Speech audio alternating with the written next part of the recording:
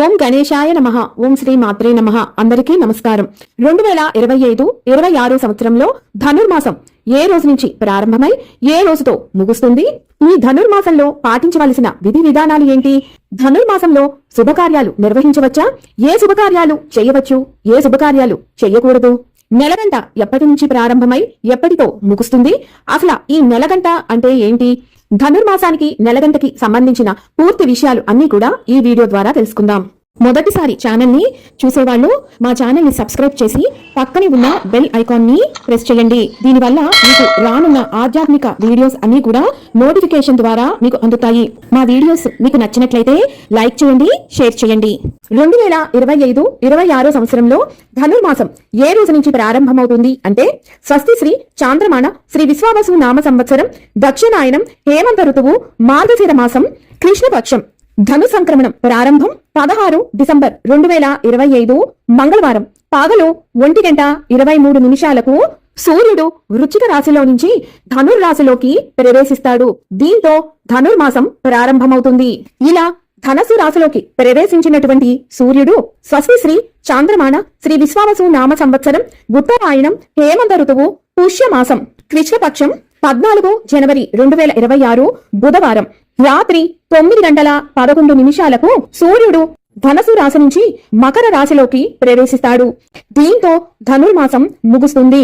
అనగా ధనుర్మాసం 16 డిసెంబర్ 2025 మంగళవారం నుంచి ప్రారంభమై 14 జనవరి 2026 బుధవారం భోగి పండగ గోదా రంగనాథ స్వామి కళ్యాణంతో ముగుస్తుంది. మరి నెలగంట 2025-26 సంవత్సరంలో ఏ రోజు నుంచి ప్రారంభమవుతుంది అంటే 16 డిసెంబర్ 2025 మంగళవారం నుంచి నెలగంట ప్రారంభమై 14 జనవరి 2026 బుధవారం తోటి నెలగంట ముగుస్తుంది. 15 జనవరి 2026 గురువారం రోజు నుంచి ఉత్తరాయణ పుణ్యకాలం ప్రారంభమవుతుంది.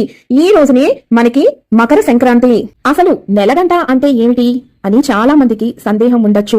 నెలగంట అంటే విష్ణు దేవాలయాలలో ముఖ్యంగా సింహాద్రి అప్పన్న ఆలయంలో గంటను కొడతారు. ఇది సుప్రభాతం తరువాత మోగిస్తారు. ఈ గంటను మార్గశిర మాసంలో మోగించిన రోజు నుంచి నెలగంట మొదలయ్యింది అని సూచన. ఈ నెలగంటనే ధనుర్మాసం అని కూడా అంటారు. అంటే ఇక్కడి నుంచి ధనుర్మాసం మనకి మొదలయ్యింది.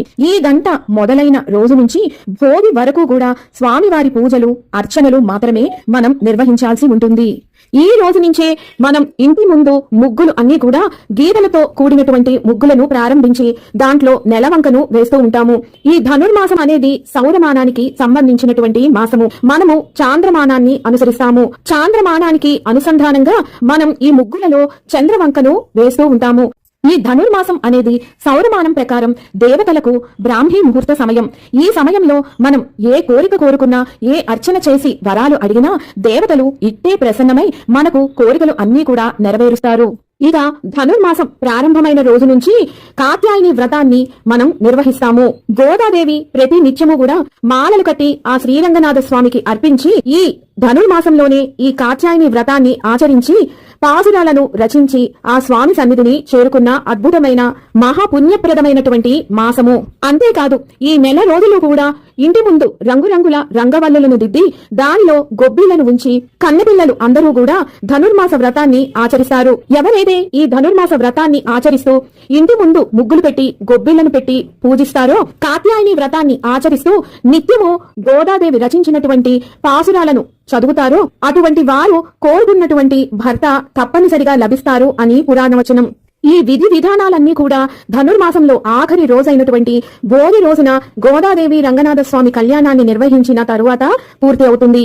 అంతేకాదు తిరుమలలో ఈ ధనుర్మాసం మొదలైన రోజు నుంచి సుప్రభాతానికి బదులుగా తిరుపావైని పఠిస్తారు. ఈ ధనుర్మాసం నెల రోజులు కూడా ఉదయాన తెల్లవారుజామున ఈ పాసురాలను పఠించి అమ్మవారికి స్వామివారికి కూడా కట్టు పొంగలిని నివేదన చేస్తారు. ఈ ధనుర్మాసంలో శుభకార్యాలు చేయకూడదా? చేస్తే ఏం జరుగుతుంది అంటే సౌరమానం ప్రకారం సూర్యుడు ఒక రాశి నుంచి మరొక రాశికి మారినప్పుడు సూర్య సంక్రమణం అనేది జరుగుతుంది. సూర్యుడు వృశ్చిక రాశిలో నుంచి ధనస్సు రాశిలోకి ప్రవేశించేటటువంటి ఈ 30 రోజులనే మనం ధనుర్మాసం అని చెప్పుకుంటాం. చెబుతాము. ఈ మాసంలో సూర్యుడు ధనస్సు రాశిలో ఉంటాడు. ఆయన గమనం చాలా మందంగా ఉంటుంది. అలాగే బృహస్పతి ప్రభావం కూడా చాలా తక్కువగా ఉంటుంది. ధనస్సు రాశికి అధిపతి బృహస్పతి. బృహస్పతి తన సొంత రాశిలోకి ప్రవేశించడం అనేది ఆ వ్యక్తికి అంత మంచిది కాదు.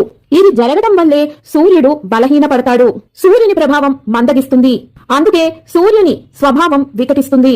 అలాగే జ్యోతిష శాస్త్రం ప్రకారం సూర్యుడు ప్రతి నిత్యము కూడా ఎక్కడా ఆగకుండా 7 గుర్రాలతోటి నిత్యము కూడా ఎంతో వేగంగా పయనిస్తూ ఉంటాడు. కానీ ధనుసు రాశిలోకి వచ్చేటప్పటికి ఆ గుర్రాల యొక్క శక్తి క్షీణిస్తుంది. అలసిపోయినటువంటి ఆ గుర్రాలను నీరు తాగించడానికి చెరువు వద్దకు తీసుకువెళ్లి అక్కడ గుర్రాలను వదిలేసి వాటికి బదులుగా గాడిదలను కట్టుకొని గమనాన్ని కొనసాగిస్తాడు. ఇంత బరువైనటువంటి ఈ రథాన్ని నడపలేక ఆ గాడిదలు నెమ్మదిగా పయనిస్తాయి. ఇది కూడా ఒకానొక కారణంగా జ్యోతిష్ శాస్త్రం చెబుతోంది. అంతేకాదు మకర సంక్రాంతి రోజు నుంచి సూర్యుడి గమనం మారుతుంది. మకర రాశిలోకి ప్రవేశిస్తాడు. దీనివల్ల మకర రాశి వారి పైన శని ప్రభావం ఎక్కువగా కూడా ఉంటుంది. ఇది కూడా ఒక కారణంగా పెద్దలు చెబుతారు. ఈ కారణాల వల్లే ఈ ధనుర్మాసంలో ఎటువంటి శుభకార్యాలు చేయకూడదు అని జ్యోతిష్ శాస్త్రం చెబుతోంది. ముఖ్యంగా వివాహాలు, గృహప్రవేశాలు, గృహారంభాలు, నూతన వస్తు వాహనాలు, స్థలాలు ఇలాంటివి ఏమీ కూడా ఈ మాసంలో కొనటం గాని శుభకార్యాలు నిర్వహించటం గాని చేయకూడదు. ఈ మాసం మొత్తము కూడా అందరూ దైవనామస్మరణతోటే కాలాన్ని గడపాల్సి ఉంటుంది. విన్నారు కదా ధనుర్మాసం గురించి పూర్తి వివరాలను. మరొక వీడియోతో మళ్ళీ మిమ్మల్ని అందరినీ కలుసుకుంటాను. సెలవు మరి. సర్వం ఈశ్వరార్పణమస్తు. స్వస్తి.